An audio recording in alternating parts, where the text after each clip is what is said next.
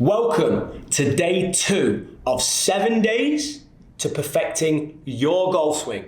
And you came back. That means you enjoyed the spacing effect, right? One of golf's best kept secrets, but hopefully you went and applied it and you left the range mentally tired, not physically tired, because that's where we learn. That's how we learn to change a movement up here, not in here. Because, hate to break this, there's no such thing as muscle memory. Now, that's a completely different topic. So you'll have to buy my book or do some other courses to find out about that one.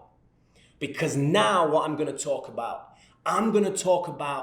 the next best kept secret for making a swing change stick, and that is the variability effect.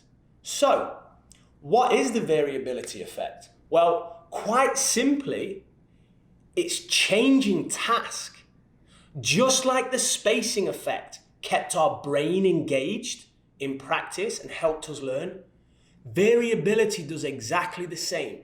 So, let me get my classic artwork out to try and explain this to you guys before we hit the range, put this into our practice, and finally make those swing changes stick.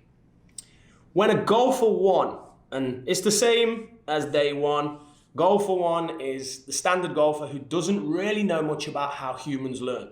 When he walks onto the golf range, remember he has his ball of pyramid there, and what he's going to do is he's going to hit the ball, hit the ball, hit the ball, same club, same goal, probably trying to make a swing change, probably trying to hit the ball at full speed. Maybe there's a target, maybe not.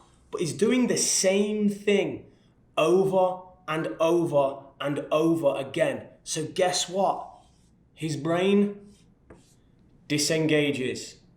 Now, golfer 2, the super smart golfer, the golfers that I coach, well, hopefully the golfers that I coach, what they do is they understand the power of variability. So, I play a game where I challenge my students, hey, you have to hit the ball in the center of the face, then the heel, then the toe. That's a challenge that every single one of my students plays. So golfer 2 hits the first ball, trying to hit it out of the toe, let's say. The second ball, he's trying to hit it out the heel, let's say. And the third ball, he's trying to hit out the center of the face. So what was there? There was a task, but there was a little bit of variability in between each shot. So that kept his brain engaged. Now, once he's completed task 1, guess what? He's going to change task. He's going to change to task 2. Now, task 2 is another drill that I absolutely love. All this player is going to do now, he's going to make the golf swing that he wants to make, and then he's going to make the golf swing that he doesn't want to make, and then he's going to make the golf swing that he wants to make. So again, 3 repetitions. He's not hitting a ball at this point, but there's variability in there. And then he gets to hit one ball, trying to feel this. Now look at this. Again, variability. This is keeping this player's brain engaged in the task.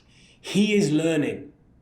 Guys, hitting ball after ball after ball after ball, getting repetition in on the golf range, it's not going to lead to your swing changes sticking. You have to be more like golfer number 2 and have variability in task if you want to make that swing change and perfect your golf swing. So, enough education. Let's get out onto the range and show you how to do this. Good luck with day 2's challenge. Welcome to the golf range. Day 2. Let's practically implement what we just learned in the classroom, the variability effect. So, what's the first thing that we have to do? We have to set up the effective learning environment. So, flag goes down, No, no, no. Back. There we go. Okay? And it's one ball at a time. So I get the ball. Can still be your favorite club, guys. Doesn't matter. So, the goal of ball one. Remember, 3 balls, toe, heel, center. The goal of this ball is to hit the toe. The goal of ball 2 is to hit the heel. The goal of ball 3 is to hit the center. Center face of contact is so important, but if you're gonna learn it, you need to learn it with variability. So watch me do it. So toe strike. Should be good at this one, as I seem to always hit the ball out the toe anyway.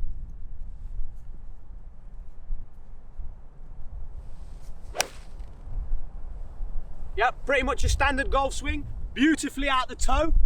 This ball is the one that's going to be the challenge. But look, I can't just rake and hit. Got to walk.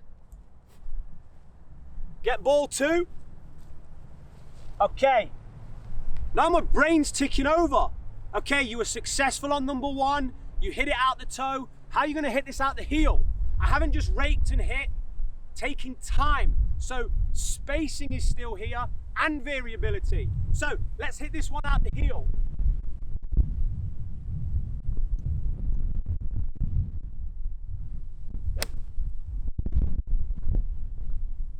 Perfectly out the center of the face, ironically enough. So, even though I failed the task, doesn't matter, brain is still engaged. Let's go get ball 3 and hit that out the center. I'm now having a conversation with myself. Okay, I wanted to hit it out the heel, and I tried and I hit it out the center. So, should I just try and hit this one out the heel? Should I swing it normally? And this is great. My brain is engaged in this task because of spacing, and now, day 2, because of variability. So, center face contact, something that I sometimes struggle with. So focus. Now I'm going to try and create the feeling of the previous one. I'm going to try and hit this a little bit more at the heel.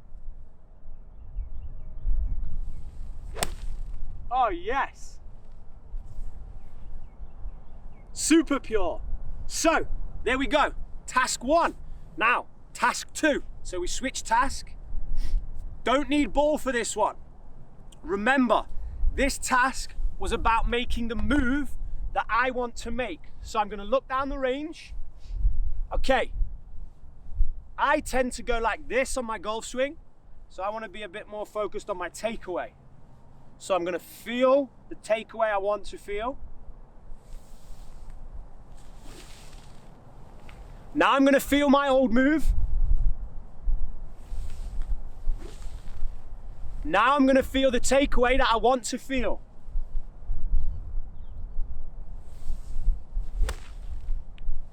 Okay, good. So very engaged. Now I get one ball. Grab the ball. And now you see I actually walked a little slower there. Kind of walked a bit slow because I'm starting to think, okay, I actually really like that third swing. So what I'm going to do here when I hit this, I'm not going to actually go at full speed, and I'm not going to care for the ball flight or the strike. Just going to care for that move. So, using my brain, trying to think back to how that last swing felt. Okay.